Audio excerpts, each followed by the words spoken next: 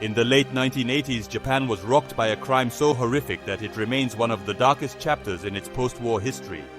Junko Furuta, a 17-year-old high school student, became an unwilling symbol of innocence lost and a victim of unimaginable cruelty. Her life, filled with dreams and promise, was brutally cut short by an ordeal that spanned 40 harrowing days. Junko Furuta was born on January 18, 1971, in Misato, Saitama Prefecture. She was a senior at Yashio Minami High School and was well liked by her peers and teachers. Her life seemed to be on a promising path until the fateful night of November 25, 1988, when she crossed paths with a group of teenage boys who would become her tormentors.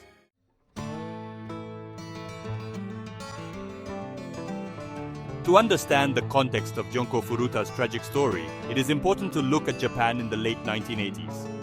This was a period of significant economic prosperity, often referred to as the bubble economy.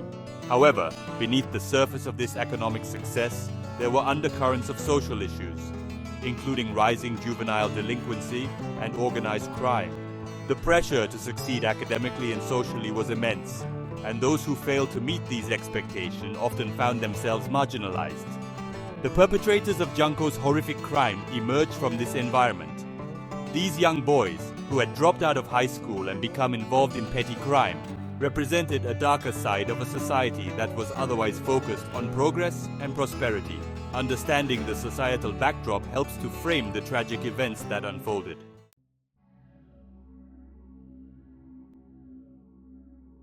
On the evening of November 25, 1988, Junko Furuta's life took a tragic turn. While returning home from her part-time job, she was spotted by Hiroshi Miyano and Shinji Minato, two of the main perpetrators. Under the pretense of helping her, they abducted Junko and led her into a nightmare that would last over a month. The perpetrators held Junko captive in a house in Adachi, Tokyo. Over the next 40 days, she was subjected to continuous physical and sexual abuse, starvation, and psychological torment. The crime against Junko Furuta is often referred to as the concrete-encased high school girl murder case because her body was discovered in a concrete-filled drum. This method was chosen by the perpetrators in a desperate attempt to hide their heinous act.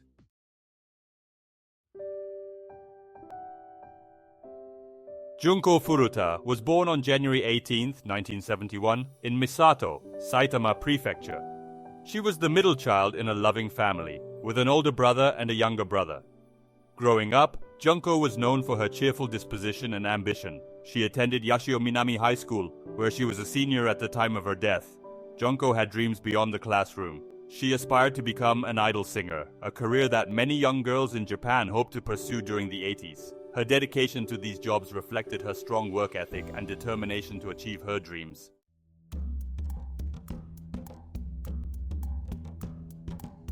The main perpetrators of Junko Furuta's abduction, torture, and murder were four male teenagers: Hiroshi Miyano, Joe Ogura, Shinji Minato, and Yasushi Watanabe. Each of these young men had dropped out of high school in the summer of 1988, just months before they committed their heinous acts. Their descent into crime began with petty thefts and assaults, but soon escalated into more severe and organized criminal activities. Hiroshi Miyano, the group's ringleader, came from a family with considerable Yakuza connections. This association gave him a sense of power and impunity, which he used to his advantage. Shinji Minato's family home in Adachi, Tokyo became the site of Junko's imprisonment. The backgrounds and personalities of these four teenagers paint a grim picture of how easily impressionable and troubled youth can be drawn into a life of crime.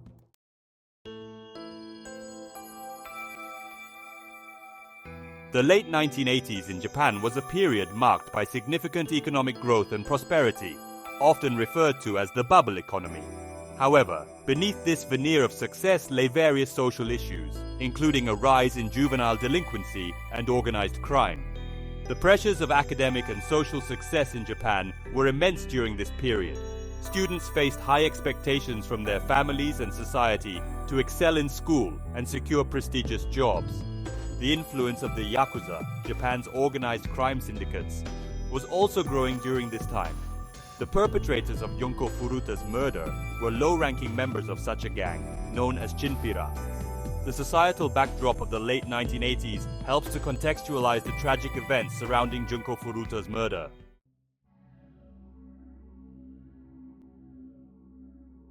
On the night of November 25, 1988, Junko Furuta's routine journey home from her part-time job took a fateful and tragic turn. Hiroshi Miyano and Shinji Minato were prowling the streets of Misato, searching for potential victims under the guise of a casual ride on their motorcycles. When they spotted Junko, a decision was made that would lead to unimaginable horrors. Miyano, who had a history of violence and a sense of impunity bolstered by his Yakuza connections, ordered Minato to act. Minato kicked Junko off her bicycle, causing her to fall and become vulnerable. Seizing the opportunity, Miyano approached her under the pretense of being a concerned passerby who had witnessed the attack. Once Miyano had Junko in his grasp, he led her to a nearby warehouse.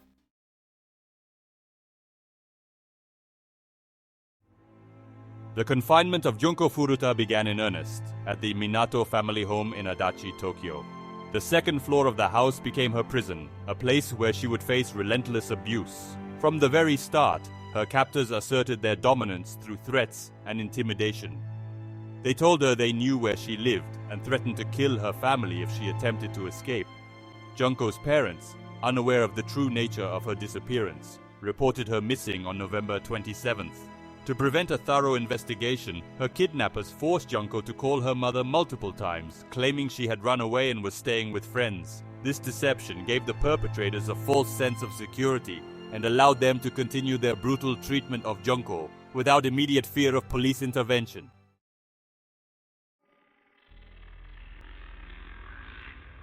Section 3. Unrelenting torture. As December progressed, the brutality inflicted upon Junko Furuta reached horrifying new levels. The perpetrators' sadistic creativity knew no bounds. They forced her to dance naked, endure sexual humiliation, and inserted foreign objects into her body. Junko's attempts to escape were met with severe punishment. Her body bore the marks of their relentless cruelty, with burns, bruises, and cuts. The physical abuse was compounded by severe malnutrition. Junko was fed only small amounts of food, eventually just milk. She was forced to relieve herself on the floor, further dehumanizing her. Her physical state became so dire that her captors could hardly recognize her. Despite her dire condition, Junko's captors showed no mercy. They continued to invent new ways to torture her. Section 4. The attempted escape and its aftermath. By late December, Junko Furuta's condition had worsened to a critical point. She was severely malnourished, her injuries severe, and in constant pain. In desperation, Junko made another escape attempt. The consequences were brutal. The violence left her unable to move or speak. As December ended, Junko's state was beyond critical. On January 4th, 1989, she succumbed to her injuries. Her death marked the end of her 40-day nightmare.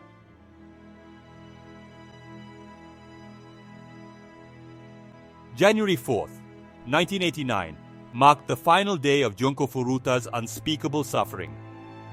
Hiroshi Miyano, frustrated by his losses in a game of mahjong, returned to the Minato household with a dangerous mix of anger and cruelty. The torment he inflicted on Junko that day was beyond comprehension. He began by igniting a candle and dripping hot wax onto her face, causing searing pain and burns. He then placed shortened candles on her eyelids, a twisted form of torture designed to amplify her suffering. The abuse did not end there. Miyano forced Junko to drink her own urine, adding another layer of humiliation to her already unbearable ordeal. The group's brutality reached a peak when they lifted Junko and kicked her repeatedly, causing her to fall onto a stereo unit. Her body, already weakened and broken from weeks of continuous abuse, convulsed in response to the pain. The boys, in a twisted attempt to avoid getting blood on themselves, covered their hands with plastic bags and continued to beat her with their fists and an iron exercise ball. As Junko's convulsions grew more severe, her captors showed no mercy. They dropped the iron exercise ball on her abdomen multiple times, causing internal injuries. In a final act of sadism, Miyano poured lighter fluid on Junko and set her on fire. She made weak attempts to extinguish the flames, but her body, ravaged by weeks of torture, could not withstand the assault. After approximately 2 hours of relentless brutality, Junko succumbed to her injuries and died at around 10 a.m. Her suffering had finally come to an end, but the horror of her ordeal would haunt those who learned of it.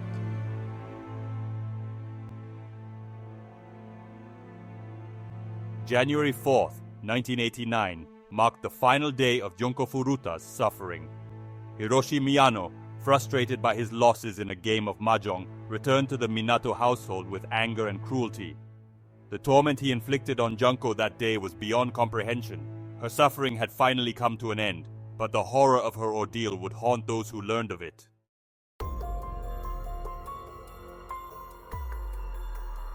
With Junko Furuta dead, her captors faced the daunting task of concealing their crime. Minato's brother discovered her lifeless body and alerted the group.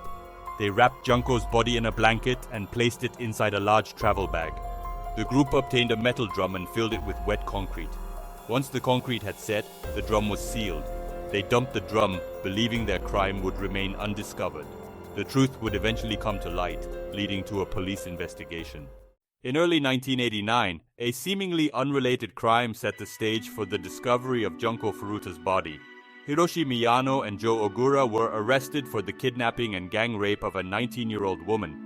Miyano informed the police about the location of Junko Furuta's body. They found the metal drum filled with concrete, just as Miyano had described. Junko Furuta's body was recovered from the concrete. The police intensified their investigation, leading to more arrests. Section 4. The Arrests and Confessions. With the discovery of Junko Furuta's body, the police had a solid foundation for their case. Hiroshi Miyano's confession set the wheels of justice in motion. The arrests marked the beginning of interrogations and legal proceedings. Interrogations revealed chilling details of Junko's abduction and murder. Confessions painted a grim picture of her 40 days in captivity. The perpetrator's lack of remorse highlighted their depravity. Police compiled a comprehensive case file with testimonies and evidence. The brutality shocked seasoned investigators. Police were determined to ensure justice for Junko and her family. Media coverage sparked public outrage and demands for severe punishment. Next, we will delve into the trial and public reaction to the sentencing.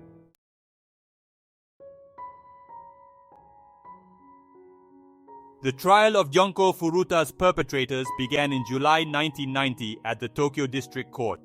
Given the severity and brutality of the crime, the trial attracted significant attention from both the media and the public.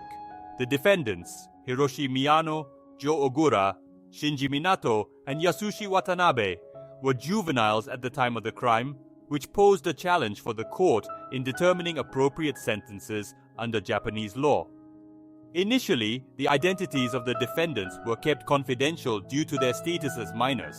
However, journalists from the Shukan Bunshun tabloid decided to publish their names, arguing that the severity of their actions warranted full public disclosure. This decision sparked a debate about the balance between juvenile privacy rights and the public's right to know, especially in cases involving extreme violence. The court proceedings revealed harrowing details of the abuse Junko Furuta endured. The prosecutors presented compelling evidence, including the perpetrators' confessions and forensic reports, to establish the full extent of their crimes. The defense attempted to mitigate the sentences by highlighting the defendant's young age and the alleged influence of Miyano's learning disability on his emotional development. In July 1990, the Tokyo District Court found all 4 defendants guilty of abduction for the purpose of sexual assault, confinement, rape, assault, murder, and abandonment of a corpse. Hiroshi Miyano received the longest sentence of 20 years, while Joe Ogura, Shinji Minato, and Yasushi Watanabe were sentenced to varying terms ranging from 5 to 10 years. The sentences reflected the court's attempt to balance the need for punishment with considerations for the defendant's age.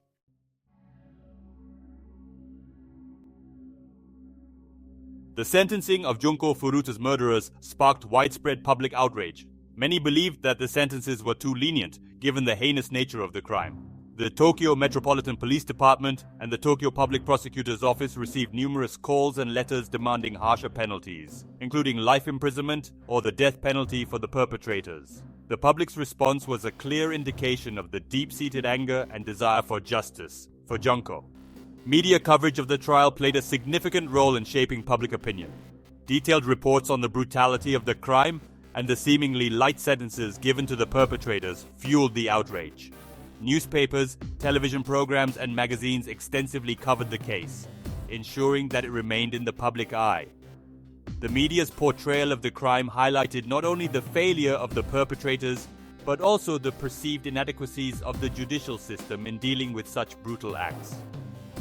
The Shukan Bunshun tabloid's decision to publish the identities of the defendants added another layer of controversy. While some praised the move for holding the perpetrators accountable, others criticized it for potentially compromising the principles of juvenile privacy. Nonetheless, the publication of their names ensured that the perpetrators could not escape public scrutiny and infamy. The public's reaction to the sentencing underscored the broader societal implications of the case. It highlighted a collective sense of grief and anger, as well as a call for systemic changes to prevent similar tragedies in the future.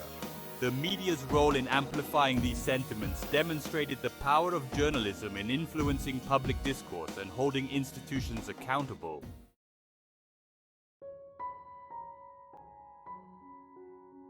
The trial and sentencing of Junko Furuta's murderers led to a broader reflection on Japan's legal and societal norms. The perceived leniency of the sentences prompted discussions about the effectiveness of the juvenile justice system. Legal experts and the general public debated whether the existing laws were adequate to address crimes of such extreme brutality. One key point was the application of the Nagayama standard, used to determine eligibility for the death penalty. Under this standard, the death penalty was typically reserved for cases involving multiple victims. In Junko Furuta's case, the prosecution did not seek the death penalty, arguing the crime involved a single victim. This decision was met with criticism from those who felt the severity of the crime warranted the harshest punishment. Her tragic death became a symbol of the need for vigilance, justice, and societal reform.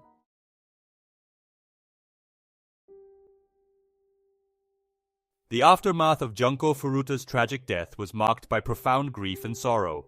Her funeral, held on April 2, 1989, became a poignant reminder of a life cut short by unimaginable cruelty. The ceremony was attended by her family, friends, classmates, and community members. The atmosphere was somber, filled with a shared sense of loss. During the funeral, one of Junko's friends delivered a heartfelt eulogy. In a symbolic gesture, Junko's intended future employer presented her parents with the uniform she would have worn. At her high school graduation, the principal presented Junko's parents with her diploma. Memorials for Junko Furuta extended beyond her funeral. These memorials served as calls to action, urging society to remember Junko.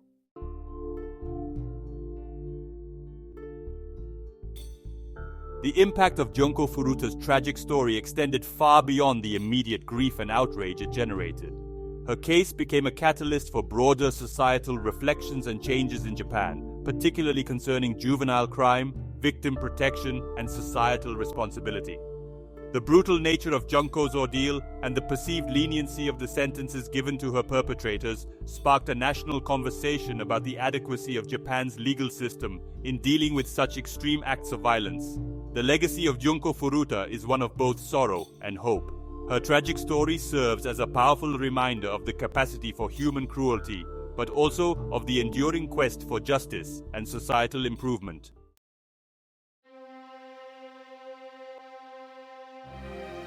The story of Junko Furuta evokes deep emotions and reflections on humanity's darkest aspects.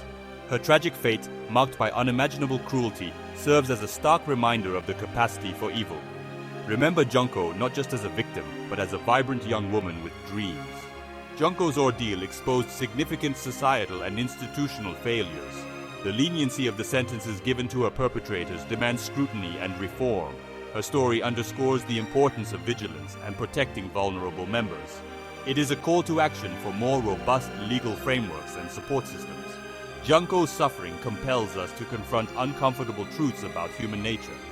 Her story reminds us of the importance of empathy, justice, and societal change.